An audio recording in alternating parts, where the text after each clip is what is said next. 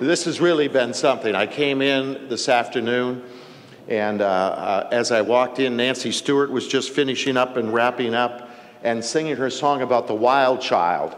And I talked with her at the break and said, you know, that was about me. When I was a child, I was a wild child.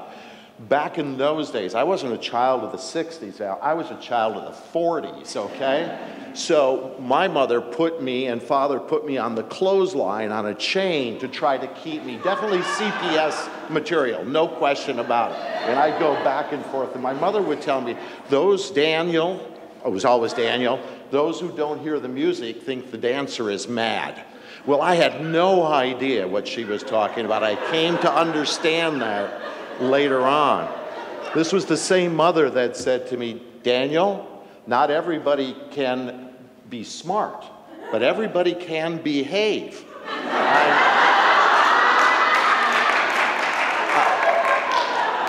I never understood that either. I had absolutely no clue what she's talking about. Now my daughter has a child, a granddaughter of mine, and she said, why did I have to get little Danny Jr.?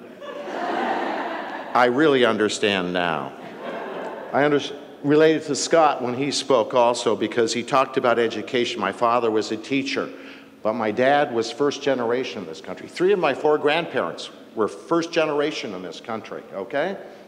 My father went to school, to kindergarten. I didn't find this out till later on. He died a year and a half ago at 103 with his faculties intact, so we had some great conversations over the years. I said, Dad, how come you were 19 when you graduated from high school? He said, well, I didn't speak English till I went to kindergarten. And they made me repeat kindergarten because I couldn't speak English well enough to go to first grade. Boy, education has changed. It's changed a whole bunch. I'm not putting a value judgment on that. I'm just saying things, what does my psychiatrist say? The way it was is not the way it is, and the way it is not the way it was, and that's just the way it is. You have to be a psychiatrist to do that, okay. All right. Let me move on to pediatric dentistry, of course. Enough about my family. Change the beginning. Early childhood caries prevention. There isn't a day that I went into my office in 40 years of private practice, there wasn't a day that I went in that I didn't see this. These are 3-year-olds. You see mild decay, you see moderate decay, and you see advanced decay. Those are 3-year-old children, all right? Well, the vision for the Connect the Dots program, the Foundation for Early Learning, is that by changing the beginning, we can change the whole story. And my message is going to be short, direct, and simple about changing a beginning and thereby changing the whole story. Changing the beginning and change the whole story. I would also resonate with Val. Where are you, Val? I can tell you that 80% of the children that I see like that are brown children, okay? It's the old 80-20 rule, okay? 20% of the population, 80%, and the majority of those are brown children. American Academy of Pediatrics, 2008, the top 3 children's health care issues were 1, mental health, 2, obesity, 3, oral health. American Academy of Pediatrics. Dental caries is the most common chronic disease affecting children in the United States. The Surgeon General's report that year on oral health. Dental caries in children was deemed a silent epidemic. The number one unmet need. The most common chronic illness. The cause of 50 million missed school hours. How do children learn when they're in pain or they're not in school? The answer is obvious. They don't. They don't. And once again, I'm not trying to give you some crazy, wild idea to scare people, because we all know that fear is a very, very poor motivator. I'm giving you the Surgeon General's report. I'm telling you I see this every year. I can tell you now that I'm teaching in the residency program at the University of Washington. We see a number of these children every single day. So it isn't a unique or rare phenomenon. The first takeaway I want to give you is that oral health is more than good teeth. It's vital to good general health. The teeth are an integral part of the whole person.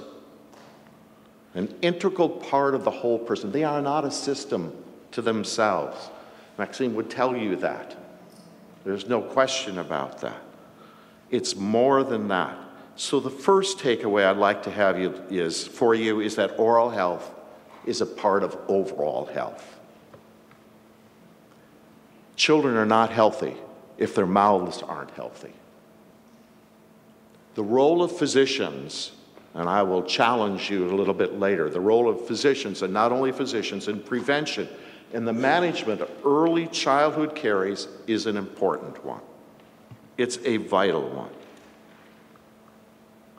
I also want you to know, it's the second takeaway point, that dental caries is preventable. I come from a family with a high caries index. My parents, high caries index. I have a lot of decay in my mouth as a youngster. My children's mother had a lot of decay in their mouth. They are programmed to have a lot of decay. Neither one of my children have any decay. It is preventable. It is preventable. Now, I must tell you that when you're zealous in taking about teeth, there are some risks because they will question, your children will question your motivation. At least mine did. I still remember my daughter was about 9 years old, and I'm laying her down on the floor still to floss her teeth, 9. And she's looking at me saying, "Dad, am I not supposed to have decay for me or for you?" So when you become a zealot, there is that tendency for people to question what your motivation is all about, okay? So I don't expect you to do that, but I do want you, as the second point to take away, that dental caries is preventable. So there are 3 takeaways from today. Children's oral health is a part of their overall health. Cavities are preventable. And the final one is first visit, first birthday. The final takeaway is first visit, first birthday. I want each of you to leave this conference committed to being a dental missionary. Go out and spread the word. First visit to the dentist, first birthday, 12 months, first birthday. 1 out of 3 children have decay by the time they're 3. Decay is preventable. It's a part of overall health. First visit, first birthday. If we can create this beginning, we can change the whole story. And that's what I understand Connect the Dots to be all about. We can change this whole story. The Children's Center for Pediatric Dentistry at the University of Washington recently moved to a new facility out at Sandpoint.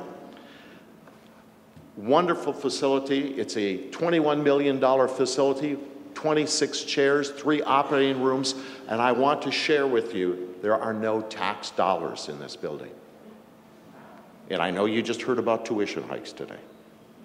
There are no tax dollars. It's a collaboration between the Washington Dental Service Insurance Foundation. It's a collaboration between them, Children's Hospital, and the University of Washington. The University of Washington dollars came to us through their capital account, and we are charged to pay that back. So we are running this as a business type of venture, challenge to pay back the money, so there are no tax dollars going into this. Another unique type of collaboration that you heard Scott Oakey talk about, but right here within our own educational system. If you have questions, contact Joel Berg. Dana is here from the center as well, or myself, and we would be happy to answer them later. I'd like to leave you again with the challenge. Go out and be a dental missionary. Spread the word. The pediatricians cannot do it by themselves. Spread the word to the dentist. First visit, first year. If we can change the beginning, we can change the whole story. Thank you very much.